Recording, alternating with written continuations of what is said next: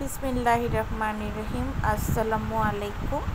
আজকে আমি করে দেখাবো দারুণ মজাদার বরবটি আর আলু দিয়ে চিংড়ি মাছের সবজি রেসিপি। বরবটি আর আলু দিয়ে চিংড়ি সবজি রেসিপি করার জন্য একটি কড়াইতে আমি পরিমাণ মতো কিছু তেল দিয়ে দিয়েছি। প্রায় 4 টেবিল চামচের মতো তেল দিয়ে নিলাম। অ্যাড করে দিয়েছি প্রায় 6 পিসের মতো দেশি চিংড়ি মাছ, একটু মিডিয়াম সাইজের মাছ। মাছগুলোকে আমি খুব ভালো করে একটু ভেজে নিব।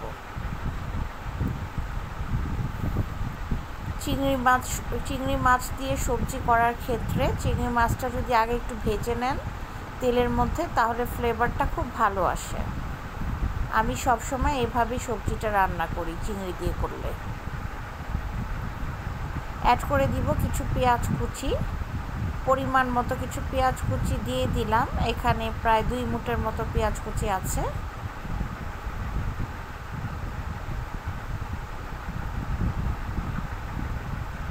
স্বাদ মতো কিছুটা লবণ দিয়ে দিলাম।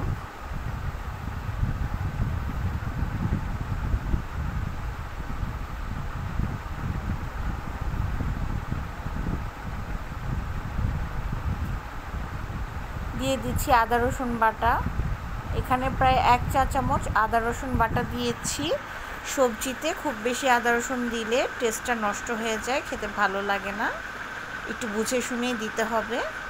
উঁচু করে 1 চা চামচ আদা রসুন বাটা দিয়ে দিয়েছি। আর এখন দিয়ে দিলাম 1/2 চা চামচ হলুদ গুঁড়া, 1 চা চামচ লাল মরিচের গুঁড়া আর 1/2 চা চামচ ধনে গুঁড়া। খুব সুন্দর করে কষিয়ে নিচ্ছি। আপাতত কোনো পানি দিইনি, খুব ভালো করে কষিয়ে নিচ্ছি। এখন একটু পানি অ্যাড করে নিলাম, প্রায় 1 কাপের মতো পানি অ্যাড করে নিলাম। সব কিছু দিয়ে খুব ভালো করে কষিয়ে নিব।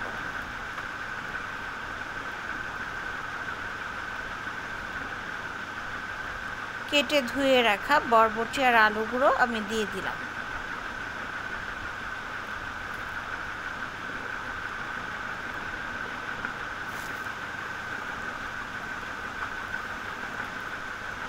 একটু সময় নিয়ে এটাকে আমি কষিয়ে নিব। যে কোনো মাছ মাংস বলেন বা সবজি, যে কোনো রান্না কিন্তু ডিপেন্ড করে কষানোর উপরে। রান্নাটা যত বেশি কষানো হয় তত বেশি টেস্টি হয় খেতে।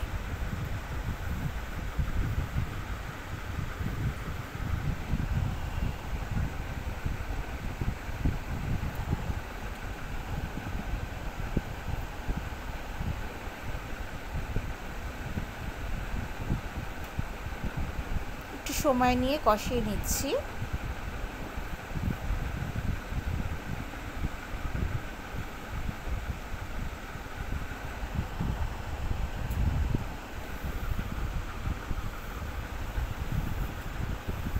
অ্যাড করে নিচ্ছি ঝোল। এখানে আমি 3 কাপের মতো পানি দিয়ে ঝোল দিয়ে দিয়েছি। পানিটা বেশ বলক এসে গিয়েছে। চুলার আঁচটা একটু বাড়িয়ে দিয়েছিলাম। এখন চুলার আঁচটা একটু মিডিয়াম রেখে একটা ঢাকনা দিয়ে ঢেকে রান্নাটা করে নিব। আমি অফ ক্যামেরাতেও কয়েকবার নেড়ে দিয়েছিলাম। কিছুক্ষণ পর আবার ফিরে এসেছি। এখন ঢাকনাটা তুলে নেড়ে দিচ্ছি। আর একটু রান্না করতে হবে। আমি এটা একটু মাখা মাখা করে রান্না করব। প্রায় 4টার মতো আনাম কাঁচামরিচ দিয়ে দিলাম। আর একটু ঢেকে দিব।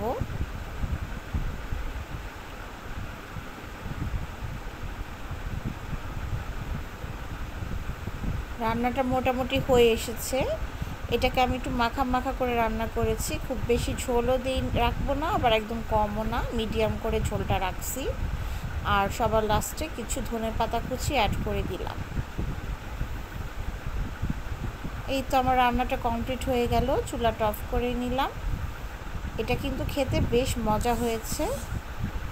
আমার মেয়ে কিন্তু বলেছে, মাম্মি আমার খুব মজা লেগেছে, আমার জন্য তুমি আর একটু সবজি রেখে দিও, আমি পরে খাবো। এই তৈরি মাছে দারুণ মজাদার হেলদি সবজি বরবটি আলু আর চিংড়ি দিয়ে রেডি টু সার্ভ। আশা করি রেসিপিটি ভালো লেগেছে। বাসায় অবশ্যই ট্রাই করবেন এবং আমাকে কমেন্ট বক্সে জানাবেন কেমন হলো।